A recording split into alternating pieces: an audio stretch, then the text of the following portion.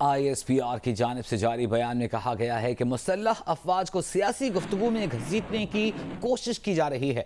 तवक्को है कि सब कानून की पासदारी करेंगे। अफवाज को मुल्क की बेहतरीन मफाद में सियासी गुफ्तगू से दूर रखें। गैर मुसद्दिक़ा इश्तियाल अंगेज़ बयानात इंतहाई नुकसानदेह हैं। ISPR के बयान में कहा गया है कि पाक फौज और क़यादत को सियासी मामलात में घसीटने की दानिस्ता कोशिशें की गईं। कुछ सियासी शख्सियात, चंद सहाफ़ी और तज्ज़ियाकार सोशल मीडिया और दीगर फोरम्स पर अफवाज पाकिस्तान को सियासत में घसीट रहे हैं। हकीकत के बरखिलाफ हतकामेज़ और इश्तियाल अंगेज़ बयानात नहायत नुकसानदेह हैं। मुल्क के बेहतरीन मफाद में मुसल्लह अफवाज के ऐसे गैर कानूनी और गैर अखलाकी अमल से दूर रखा जाए।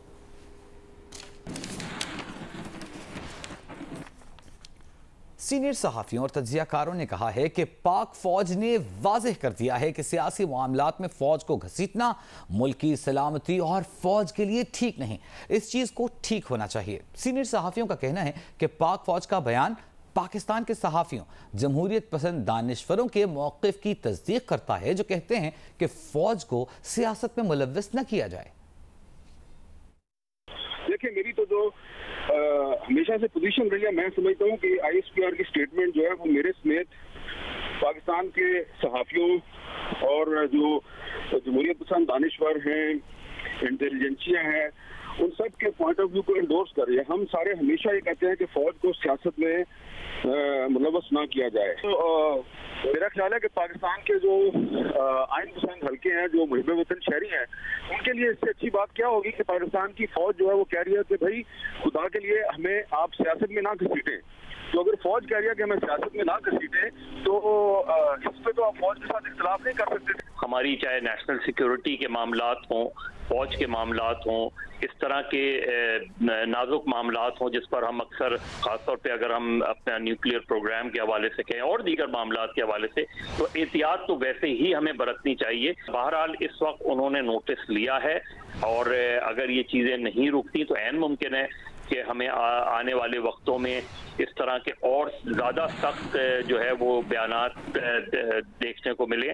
फौज की इस वक्त ये कोशिश है और ख्वाहिश है कि उनको सियासत से दूर रखा जाए और वो अपने आप को आईन तक, कानून तक और आईन और कानून की बालादस्ती तक महदूद रखना चाहती है। साबिक़ वज़ीर-ए-आज़म इमरान खान ने कहा है, जितने मर्जी कंटेनर खड़े कर लो, 20 लाख आदमी इस्लामाबाद पहुंचेंगे। एबटाबाद में जलसे से खिताब करते हुए इमरान खान ने शहबाज शरीफ को भिखारी, बुज़दिल और ड्रामेबाज करार दिया।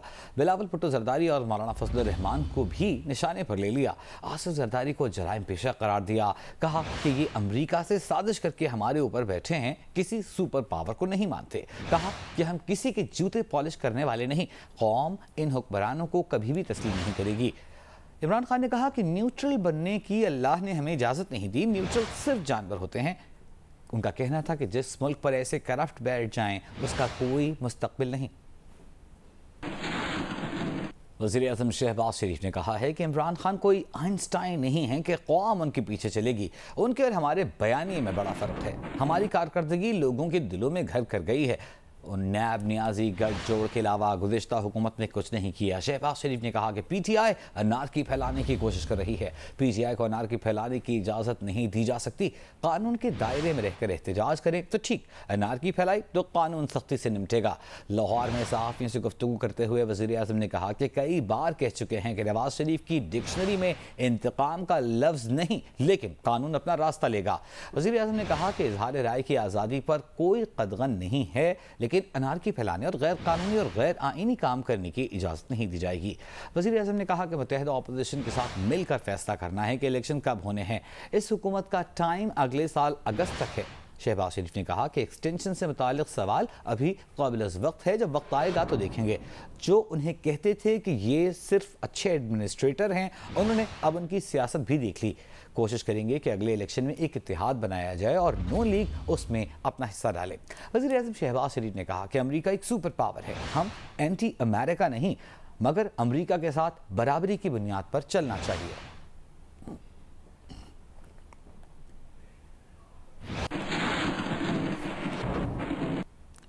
वज़ीर इत्तलाआत मरियम औरंगज़ेब का कहना है कि दूसरों पर इल्ज़ाम लगाने वाला खुद झूठा, चोर और साजिशी है। इदारों को नून लीग ने नहीं, इमरान खान ने सियासत में घसीटा। इमरान नियाजी अपनी सिफर कारकर्दगी छुपाने के लिए दूसरों पर फतवे लगा रहे हैं। देखिए लाहौर से उस्मान भट्टी की रिपोर्ट। लाहौर प्रेस क्लब में मीट दी प्रेस में खिताब करते हुए मरियम औरंगज़ेब का कहना था कि इमरान खान ने कहा जुलाई में साजिश हो रही थी। वो चाहते थे ISI के सरबराह दिसंबर गुजारें। इदारों में वो अफराद जो सियासत करने का शौक रखते हैं वो अपने अहद की खिलाफ वर्जी करते हैं। DG ISPR वजाहत दे चुके, इदारों को सियासत में ना घसीटा जाए। वज़ीर इत्तलाआत का कहना था इमरान खान 4 साल इक़्तिदार में इल्ज़ामात लगाते रहे। शहबाज शरीफ का वज़ीर आज़म बनने का बुखार आप पर छाया हुआ है। अगर कोई साजिशी, झूठा और चोर है तो वो इमरान खान है। तुम कौन सा मंसूबा लाए थे जिससे अमेरिका को खौफ था? फराग गोगी जो तुम्हारे एसेट्स में इजाफा करती रही, तोशा खाना लूट मार होती रही, गाड़ियां यहाँ से लेकर गए, दूसरों पे गाड़ियों का इल्जाम लगाते रहे, मुरम्मत भी आज टैक्स पेयर के मनी से हो रही है, तो ये नौजवान सवाल करता है। मरियम औरंगज़ेब ने कहा कि 4 साल अपोजिशन और मीडिया की जुबान बंदी की गई, सहाफ़ियों को गोलियां मारी गईं। मौजूदा हुकूमत सहाफ़ियों के लिए जो कुछ हो सका करेगी। कैमरामैन खालिद खान के साथ उस्मान अहमद भट्टी, जियो न्यूज़, लाहौर। हुंजा के इलाके हसनाबाद में शीश पर ग्लेशियर से बनने वाली झील से पानी के अखराज ने तबाही मचा दी। सैलाबी रैली ने शाहराह कराकोरम पर बना हसनाबाद पुल गिरा दिया। यहाँ अब लोहे का आर्जी पुल नस्ब किया जाएगा। शेराबाद गांव के 22 मकानात से मकामी आबादी को निकालकर महफूज मकामात पर मुंतकिल कर दिया गया है। मुतासर इलाकों में पीने और ज़रूरी पानी की बहाली पर काम जारी है। शाहराह कराकोरम मुतासर होने के बाद ट्रैफिक को मुतबादिल रास्ते शाहराह नगर से गुजारा जा रहा है। कराची में हेमोफीलिया के मरीज हेपेटाइटिस और HIV जैसे मुज़ी अमराज में भी मुब्तला पाए गए हैं। मरीजों को मुतासिर और गैर महफूज खून की मसनूआत कैसे मिली? हुकूमती इदारे ने सिंध ब्लड ट्रांसफ्यूजन अथॉरिटी से फौरी तहकीकात का कह दिया है। CDC Sindh, Sindh blood transfusion authority और हेमोफीलिया वेलफेयर सोसाइटी की जानब से फ्री स्क्रीनिंग कैंप में हेमोफीलिया के 250 में से 97 मरीज मुख्तलिफ मुज़ी अमराज में मुब्तला पाए गए, जिनमें से 91 हेपेटाइटिस C, 2 हेपेटाइटिस B और 4 HIV में मुब्तला हैं। डायरेक्टर CDC सिंध डॉक्टर इरशाद काज़मी के मुताबिक सूबे में नाक़िस और गैर मायारी ब्लड बैंक कारोबार कर रहे हैं। गैर मायारी ब्लड बैंक्स की जानिब से सस्ती, गैर मंजूर शुदा और गैर मायारी स्क्रीनिंग किट्स का अंधाधुंध इस्तेमाल बिला रोक टोक जारी है। पाकिस्तान में हेमोफीलिया के तकरीबन 24,000 मरीज़ हैं, जिनमें से 40% यानी 9,400 मरीज़ सिंध में हैं।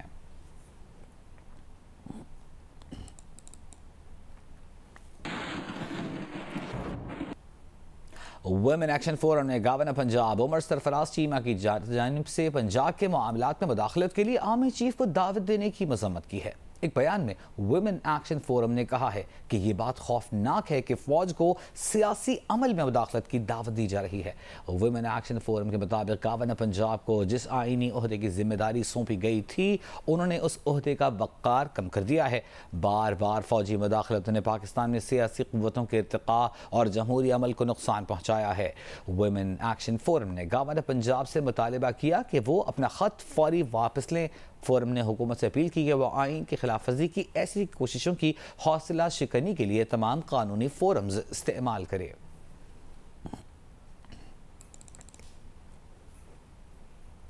पंजाब में 20 किलो आटे का थैला 200 रुपये महंगा कर दिया गया। फ्लावर मिल्स एसोसिएशन के मुताबिक मार्केट में 10 किलो आटे का थैला 650 रुपये और 20 किलो का थैला 1300 रुपये में फरोख्त किया जा रहा है।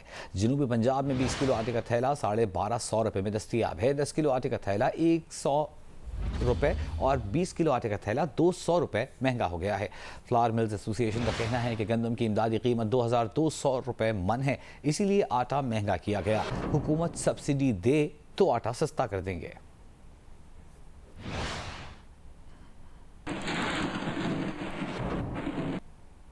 हर नए दिन के साथ कराची में मुर्गी के गोश्त और प्याज की कीमतें बढ़ती ही चली जा रही हैं। महंगाई के इस जिन के सामने शहरी बेबस हैं और चंद रोज पहले तक महंगाई का राह अलापने वाले चुप साध कर बैठे हैं। देखिए राना जावेद की रिपोर्ट।